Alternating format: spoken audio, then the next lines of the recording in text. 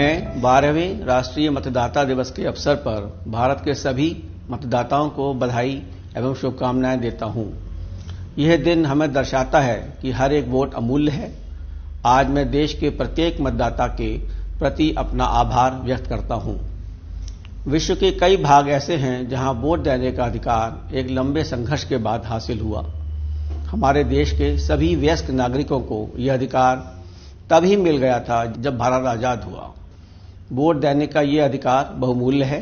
आपको पूरी समझ के साथ अपने इस अधिकार का इस्तेमाल अवश्य करना चाहिए। मतदान केंद्रों पर आपकी उपस्थिति हमें प्रेरणा देती है। लोकतंत्र की नींव उस वक्त और मजबूत हो जाती है जब मतदाता अपना वोटर कार्ड हाथ में लिए मुस्कुराते हैं, जब वे मतदान के लिए बेहद ही सब्र के साथ लाइन में खड़े अपनी बारी का इंतजार करते हैं। भारत की चुनाव प्रणाली दुनिया की सर्वश्रेष्ठ चुनाव प्रणालियों में से एक है और मेरे प्रिय मतदाता, आप इसका केंद्र हैं। इस वर्ष का राष्ट्रीय मतदाता दिवस और भी अधिक महत्वपूर्ण है। यह दिवस भारतीय चुनावों के 70 वर्षों के पूरे होने और देश की आजादी के 75वें वर्ष के अवसर पर मनाया जा रहा है। 7 दशक पहले देश में पहले आम चुनाव आयोजित किए गए थे। 17.25 करोड़ से अधिक मतदाताओं के साथ पहला चुनाव वाकई पूरे विश्वास और ईमानदारी से किया गया। ऐसा काम था जिसका उदाहरण मानवता के इतिहास में बहुत कम देखने को मिलता है। तब से भारत निर्वाचन आयोग पूरी दृढ़ता के साथ लोकतंत्र के रास्ते पर लगातार आगे बढ़ रहा है। हमने मतदाताओं के साथ सिर्फ स्वतंत्र और निष्पक्ष ही नहीं बल्कि ऐसे चुनाव कराने का प्रयास किए जो समावेशी, सुगम, सहभागी और एक उत्सव की तरह हों। इसी भावना के साथ राष्ट्रीय मतदाता दिवस 2022 की थीम समावेशी, सुगम एवं सहभागी निर्वाचन की ओर अग्रसर रखी गई है। भारत जैसे बड़े और विविधताओं से भरे देश में चुनाव कराना हमेशा से ही एक चुनौतीपूर्ण कार्य रहा है। इस समय पूरे देश में 95 करोड़ से अधिक मतदाता हैं। इसमें से लगभग 49 करोड़ पुरुष मतदाता हैं और करीब 46 करोड़ महिला मतदाता हैं। इन पंजीकृत मतदाताओं में 80 वर्ष से अधिक आयु के करीब 2 करोड़ वरिष्ठ नागरिक, 81 लाख से अधिक दिव्यांगजन, 19 लाख से अधिक सर्विस वोटर्स और लगभग 1.3 करोड़ नए मतदाता हैं। वैसे परिस्थितियां चाहे कितनी ही मुश्किल क्यों न हो रही हो, मतदाताओं ने आयोग के प्रति हमेशा अपना भरोसा जताया और हर चुनाव में बढ़ चढ़कर भाग लिया है। मुझे आपको ये बताते हुए खुशी हो रही है कि इस वर्ष कुछ ऐतिहासिक चुनाव सुधार लागू किए गए हैं। भारत निर्वाचन आयोग की सिफारिश पर लोक प्रतिनिधित्व अधिनियम में कुछ अत्यंत महत्वपूर्ण संशोधन किए गए हैं। इनमें से पहला संशोधन हमारे सभी युवा मतदाताओं को वर्ष भर में पंजीकरण की 4 बार सुविधा प्रदान करता है। पहले युवा मतदाता केवल एक बार वर्ष में 1 जनवरी को ही मतदाता सूची में नाम दर्ज करवा सकते थे। अब इस संशोधन के बाद वर्ष की 1 जनवरी, 1 अप्रैल, 1 जुलाई और 1 अक्टूबर में से किसी भी दिन 18 साल की आयु प्राप्त करने वाला कोई भी भारतीय नागरिक पंजीकरण करवाकर अपने मतदान के अधिकार का उपयोग कर सकता है। अगला संशोधन मतदाता पहचान पत्र को आधार से जोड़ना है।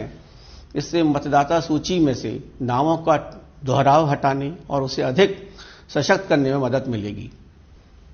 पिछले 2 वर्षों से कोविड-19 के व्यापक प्रभाव ने चुनाव का आयोजन बेहद चुनौतीपूर्ण बना दिया है। हमें चुनावों का संचालन कुछ इस तरह से करना था कि मतदाता और उनके मत दोनों सुरक्षित रहें। भारत के 95 करोड़ मतदाताओं के सहयोग और भरोसे के साथ हम इस कठिन डगर पर आगे बढ़े।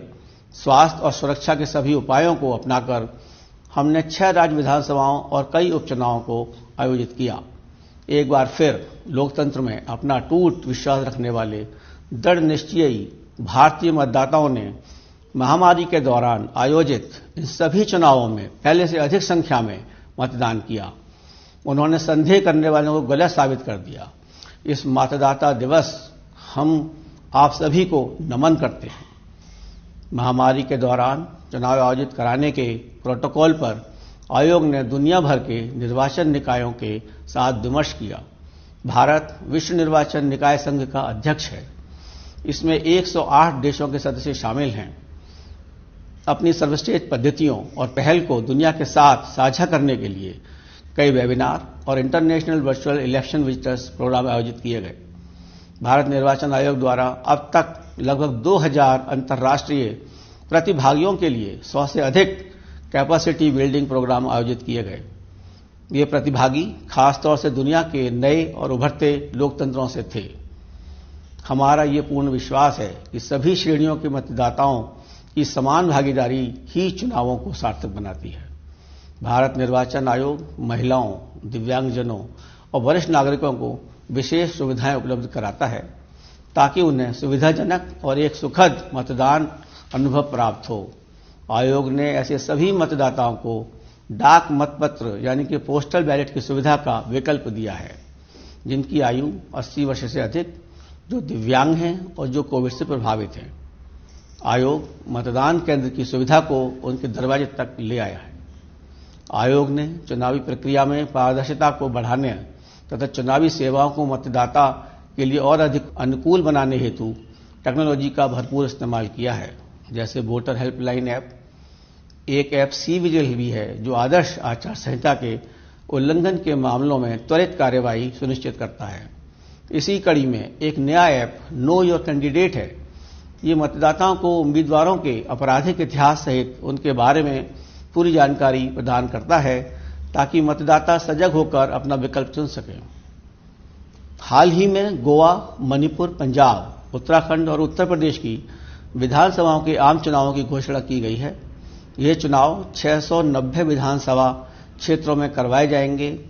इनमें 18.5 करोड़ से अधिक मतदाताओं तक पहुंचने के लिए 2 लाख से अधिक मतदान केंद्र स्थापित किए जाएंगे।